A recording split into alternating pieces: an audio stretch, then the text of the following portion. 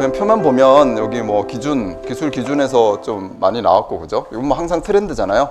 그리고 에너지 절약 스마트 그리드 신기술 뭐 이쪽에서도 많이 나왔고, 요거는 이제 좀 이제 어떻게 보면 트렌드이기도 하지만 그래도 5문제씩이나 나온 거는 조금 또 가중치는 좀 있었다라는 거고, 그리고 나머지는 그냥 골고루 나왔던 거예요. 골고루 나왔고 133에 132에도 뭐 골고루 나왔고, 전체적인 게 중요하죠. 그래서 최근 트렌드, 최근 3년 트렌드하고 지금까지 한 20년 동안 이제 문제 분석을 쭉 해보면 뭐 항상 말씀드리는 거지만 수변전 설비가 이렇게 줄어들었다. 그러니까 수변전 설비가 출제 빈도가 줄었어요. 그러니까 근데 출제 빈도가 줄여서 이거를 확 안 하면 좋은데, 지금 출제 빈도가 줄여가지고 예를 들어 콘덴서는 안 나온다, 피레기는 안 나온다 이러면은 안 하면 되는데, 수변전 설비 계획 이런 게 잘 안 나오니까 확 안 하면 좋은데 안 나오진 않아요, 그죠? 이번에도 그럼 이제 콘덴서도 슉 안 하다가 나오고, 그다음에 피레기도 안 나오다가 나오고 이렇게 된단 말이죠. 그러니까 버리지는 못하고 좀 문제가 줄었으니까 여기에서 너무 우리 깊이 들어가지 말자, 이렇게 보면 될 것 같아요. 수변전 설비는 책에 있는 내용 정도만 쓱쓱쓱쓱 보고 가면 된다.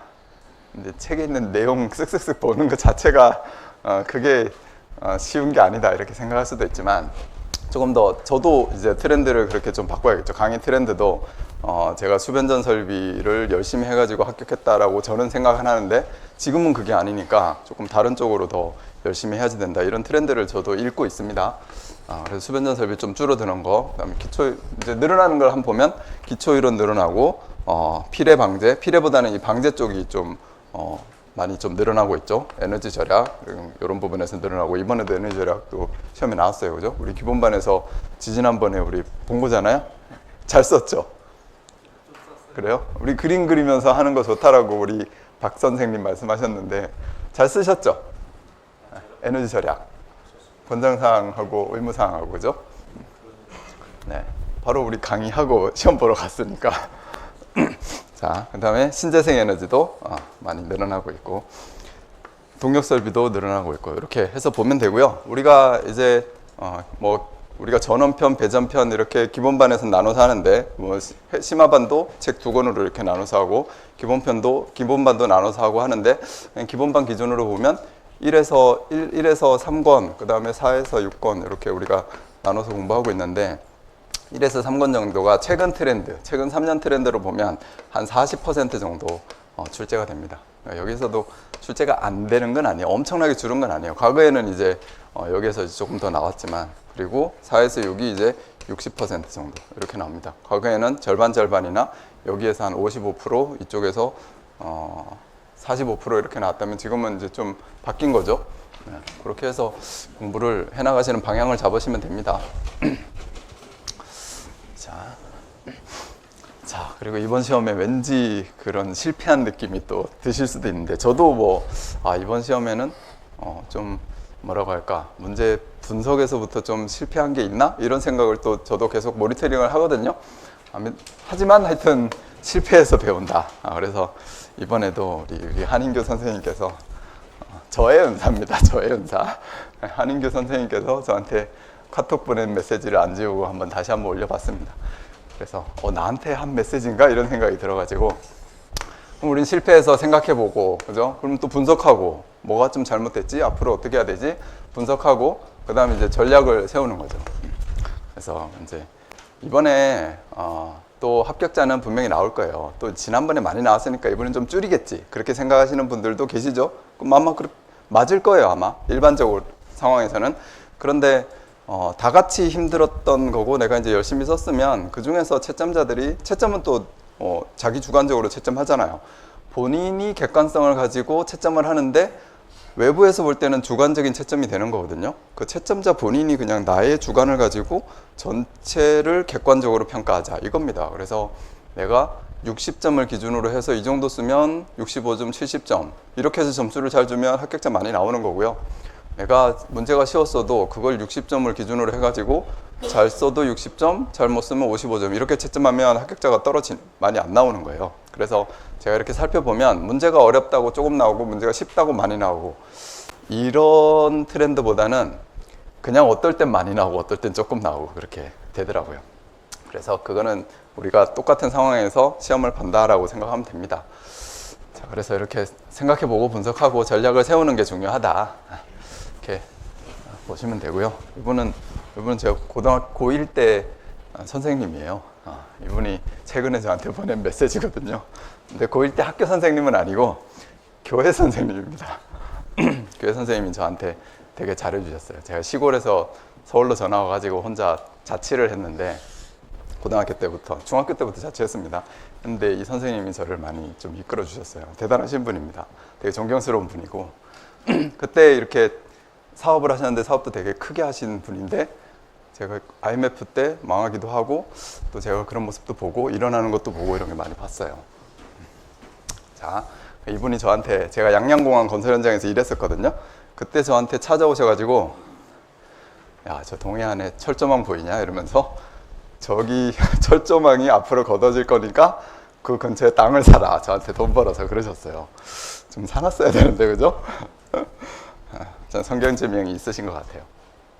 자, 아무튼 실패의 원인 뭐 이런 것도 분석해보고 또 잘한 거 있냐 이런 것도 분석해봐야 되는데 우리는 이제 저 같은 경우에는 이제 분석집을 만들잖아요. 그래서 매해 이제 시험이 출제가 되면 이렇게 문제 분석, 134회 문제 분석 해가지고 전체 20년치를 이거구나, 관연도 문제 분석 해가지고 20년치 문제를 이렇게 쫙 제 나름대로 정리를 합니다. 해가지고 이 중에서 이제 다음 시험에 나올 거, 안 나올 거, 혹시 확률이죠, 그거는.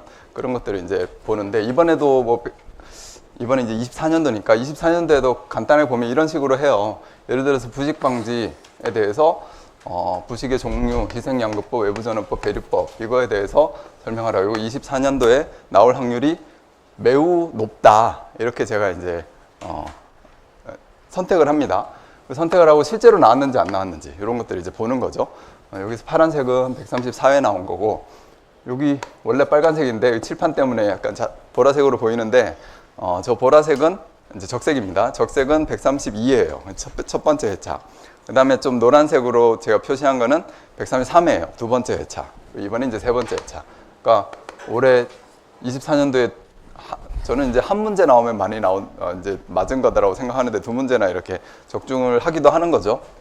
이런 것들도 있고, 제가 이걸 전체적으로 다 보여드리면 1시간이나 가잖아요. 그래서 딱 그냥 3개만 캡처했습니다. 그리고 조명 같은 경우에 뭐 연색성 안 나왔으니까 이렇게, 그 전에도 가면 부식 방지가 시험에 계속 나오는데 22년도에 나오고 20년도에 나오고 22년도에 나오고 안 나왔으니까 24년도에는 나올 확률이 매우 높아진다라는 겁니다. 이게 뭐 나올지 안 나올지는 가봐야 아는데 이런 것들은 이제 적중이 된 거죠, 어떻게 보면. 그 다음에 연색성도 18년도, 이것도 이제 우리가 공부해야 되는 부분인데 18년도에 나오고 한참 동안 안 나왔으니까 조금 너무 안 나와서 이게 사양되는 문제인가? 그렇게 생각할 수도 있지만 조명에서 연색선은 가장 기본이 되는 거니까 이건 나온다라는 거죠, 언젠가는. 그래서 24년 대비로 23년도에도 대비였어요, 사실. 그때 못 맞힌 거죠. 22년도에도 대비였을 겁니다. 왜냐하면 한참 안 나왔으니까. 이제 결국에는 이런 것들이 나온다라는 겁니다, 확률적으로. 그 다음에 강 발생 원리 이런 거 같은 경우에도 이번에 1회차 시험에 나온 거죠. 이런 식으로 이제 분석을 해나갑니다. 분석하고 우리가 같이 공유하고, 그 다음에 이제 같이 그에 대해서 답안지도 우리 써보면서 이렇게 공부를 하는 거예요. 자, 그리고 유전율, 투자율 뭐 이런 것들도 24년 대비 했는데, 요거 노란색으로 나오는 게 133회차입니다. 여기 시험에 나왔던 거죠. 그 다음에 뭐 나온 것만 있냐? 안 나온 것도 많겠죠. 빗나간 것도 많죠. 뭐 다 맞히겠습니까? 예를 들어서 선로정수 이거에 대해서 24년 대비로 해놨는데 안 나왔죠. 이런 안 나온 것들도 많습니다. 그러니까 뭐 김신일이는 다 맞히냐? 뭐 이런 생각을 하실 수도 있겠지만 당연히 아니죠.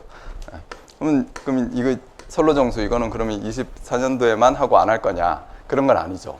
왜냐하면 문제 출제 기준을 보거든요. 제가 출제 기준도 보고 실제로 나온 것들을 분석하고 이러면서 출제 기준에 있고 이제 자주 나오던 건데 안 나왔고 이러면은 나올 확률이 높아진다. 이렇게 확률적으로 제가 판단하고 있습니다. 그 확률 플러스 뭐를 한다고 했죠? 네. 기도를 한다. 제가 그랬잖아요.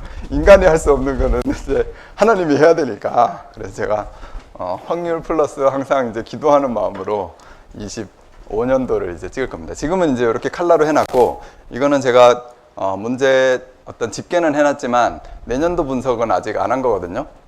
아직 안 했고 이제 집계만 해놓고 항상 8월 달에 시험이 이제 완료가 되고, 제가 이제 문제가 저희가 이제 다음 주에는 이제 마지막 종강이잖아요. 이제 종강을 하고 그 다음에는 이제 내년도 시험을 대비해서 제가 25년 대비를 또 이제 목욕 재개를 하고 컴퓨터 앞에 앉아서 이제 생각을 합니다. 생각하면서 앞에 이제 기본 이론부터 쫙 보면서 얘를 25년도에 대비로 할 것이냐 말 것이냐 이런 걸 제가 분석하니까, 나중에 분석하고 나면 그때 요거를 여러분들이 제본을 해놓을 테니까 구매를 하셔가지고 25년도를 이제 어떻게 준비할 건지 이렇게 같이 보시면 됩니다.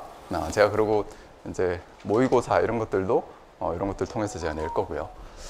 자, 이런 것들 이제 학원에 오셔야지 누릴 수 있는 혜택이다라고 보셔야 됩니다. 그건 어쩔 수가 없어요.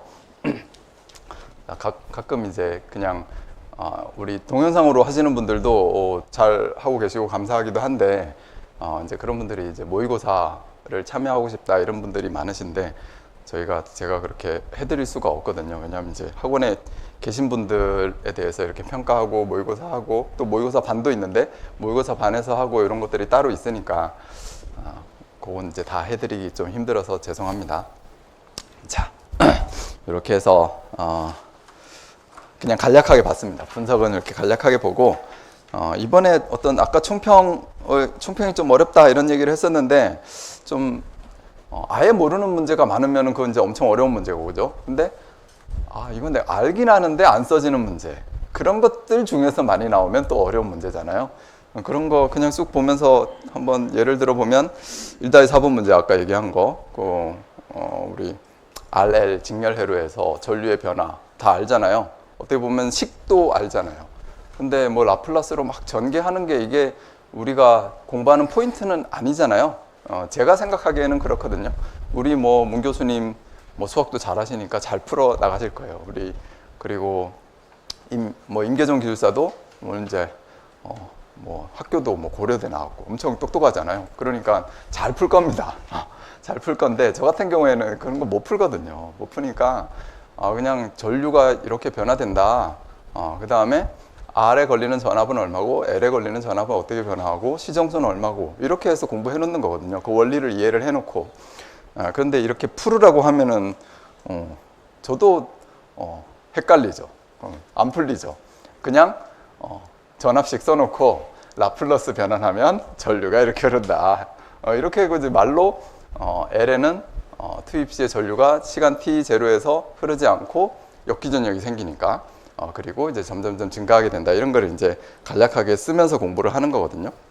그렇게 공부한 사람이 이 문제를 보면 이거를 써마라. 이제 이런 상황이 되는 겁니다. 내가 쓰기 힘들겠다. 또는 이렇게 써서는 점수가 잘 안 나오겠다. 이런 생각을 하니까 선택을 안 하게 되는 거죠. 그 다음에 1-11번 같은 경우에 RP 등급, RK 등급. 우리 이것도 기본반에서 한지 얼마 안 된 것 같은데, 그죠? 우리 IP, IK 했는데 이건 그냥 기본이니까 공부하자 그랬는데 이거를 다 IP 등급이 예를 들어서 이 먼지의 침투 0부터 6까지, 그 다음 수분의 침투 0부터 9까지 이렇게 다 암기하지 않잖아요. 그냥 그 개념만 우리가 알고 있는 거지. 그래서 그런 문제들을 이거를 어떻게 쓰라고 냈을까라고 생각하면 좀 손대기 힘든 부분들이 좀 있을 수 있다는 거죠.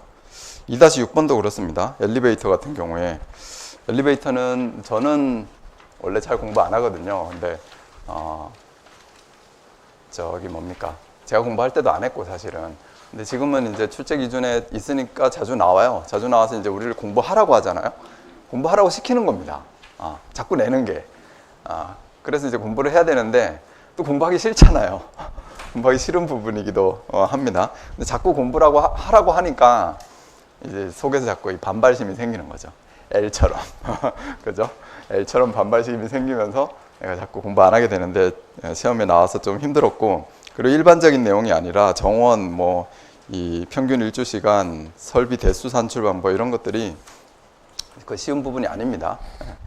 그런 생각이 좀 있었고, 그 다음에 또 그냥 한번 쓱 봐도 1교시 봐도 예를 들어서 6번 같은 경우에 AMR인데 도입 효과, 구성 요소와 도입 효과. 그럼 도입 효과 좀 쓸 수 있잖아요. 우리가 스마트 그리드 공부하면서 충분히 도입 효과를 쓸 수가 있거든요. 스마트 그리드를 이해만 하면. 근데 이제 구성 요소를 쓰라. 그러면 AMI에 대해서 내가 공부 안 해놨 상태니까 구성 요소를 쓰기 힘들었던 이런 부분들이 있는 거죠.